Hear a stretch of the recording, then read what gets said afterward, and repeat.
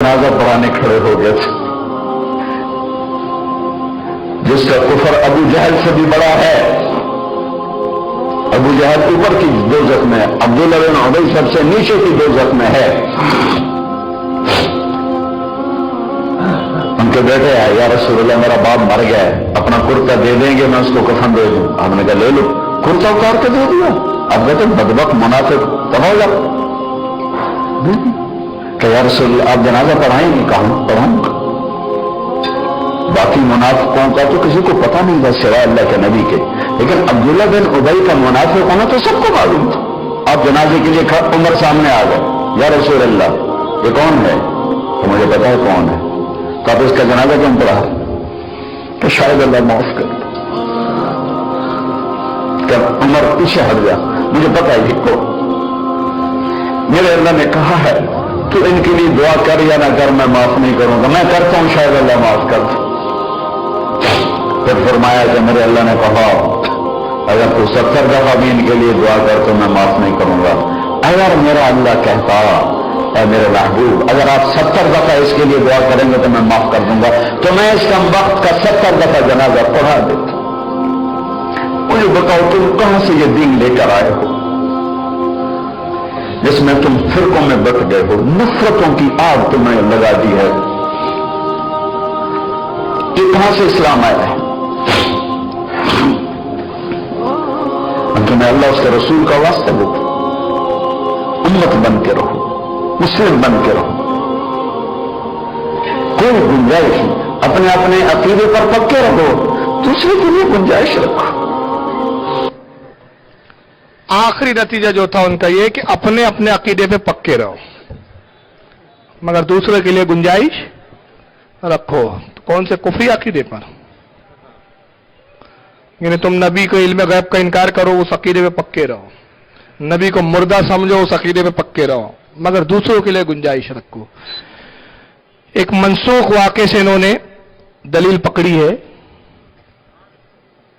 और यही audio video इतना चल रहा है कि अच्छे अच्छे नौजवान हमारे इस वीडियो को सुनकर कंफ्यूज हो गए हैं।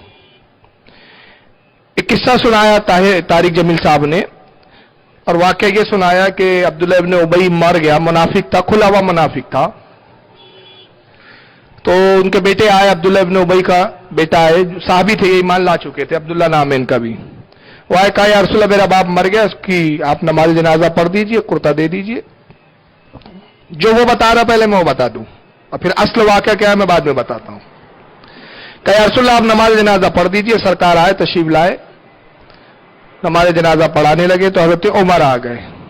कहा या रसूलल्लाह आप इसका नमाज जनाजा पढ़ाएंगे इस मुनाफिक का? तो उन्होंने फरमाया कि शायद अल्लाह इसको माफ कर दे। हालांकि तारिक जमील को मेरा चैलेंज है कि किसी भी रिवायत में लफ्ज दिखा दे कि नबी ने कहा कि मेरे नमाज जनाजा पढ़ने दे, शायद अल्लाह इसको माफ कर दे, किसी रिवायत में नहीं। ये अपनी तरफ से उसने गढ़ा पहले। बहरहाल फिर हुजूर ने कुर्ता दे दिया, नमाज भी पढ़ाई।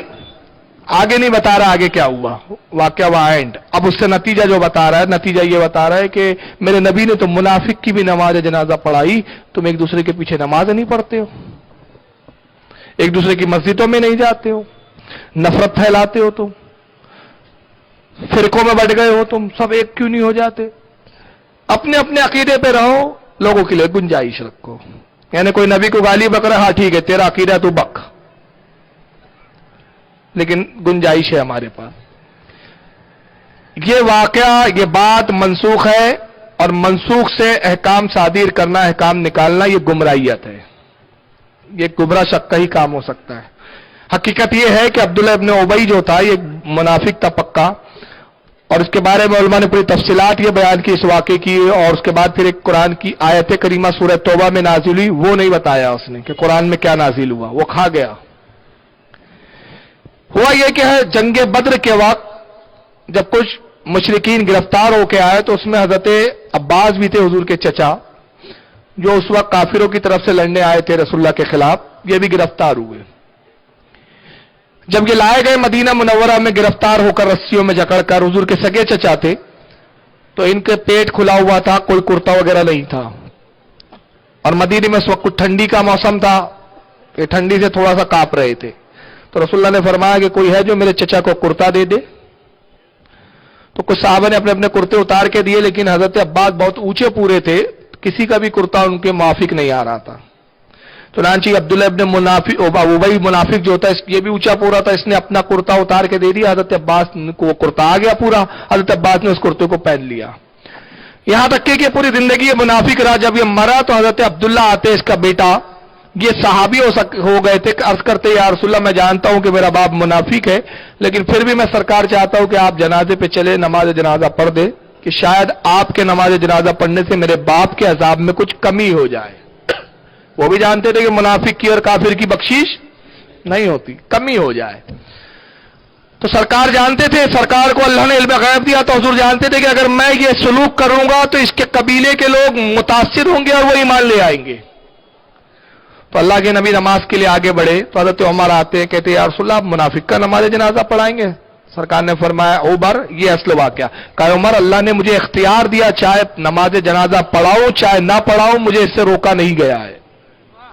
ہاں اگر میرا رب منع کر دیتا تو میں کبھی نہ پڑھاتا، لیکن مجھے اختیار دیا میرے رب نے، چاہے میں نماز جنازہ پڑھاؤں چاہے نہ پڑھاؤں۔ تو ابھی کوئی قانون نہیں آیا ہے، کوئی حکم نہیں آیا ہے، اجازت ہے۔ اب سرکار تشریف لائے، اپنا کرتا اتار کے عبداللہ ابن ابی منافق کے کفن پہ رکھا اور فرمایا یہ کرتا میں نے اس لیے رکھا، اس لیے نہیں بتایا کہ اس سے عذاب میں کمی ہوں گی اور اس کی نجات ہوں گی، فرمایا اس لیے رکھا کہ اس نے ہمارے اہل بیت میں میرے چچا عباس پہ احسان کیا تھا، نبی اپنے اہل بیت پر کسی کا احسان نہیں رکھتے، آج احسان چکا دیا گیا ہے۔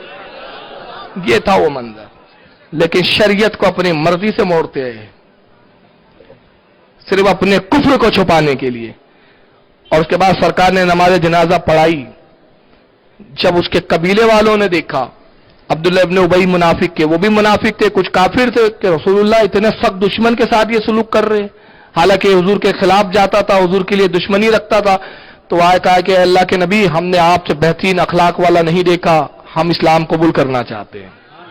ہزاروں کی آبادی اسلام میں داخل ہو گئی، مگر اس کے بعد قرآن کریم کی پارہ نمبر 10 سورہ توبہ آیت 38 نازل ہوئی، اور آیت 38 میں اللہ نے اپنے نبی کو حکم دیا وَلَا تُصَلِّ عَلَىٰ أَحَدٍ مِّنْهُمْ مَاتَ أَبَدًا وَلَا تَقُمْ عَلَىٰ قَبْرِهِ۔ اے محبوب اب اس کے بعد کوئی منافق مر جائے تو آپ اس کی جنازے کی نماز ہرگز نہ پڑھنا اور نہ اس کی قبر پر کبھی کھڑے ہونا۔ یہ کون بتائیں گا؟ یہ نہیں بتا رہا ہے وہ۔ اب میں طارق جمیل کو چیلنج کر رہا ہوں، اگر یہ اپنے ماں کی حلالی اولاد ہے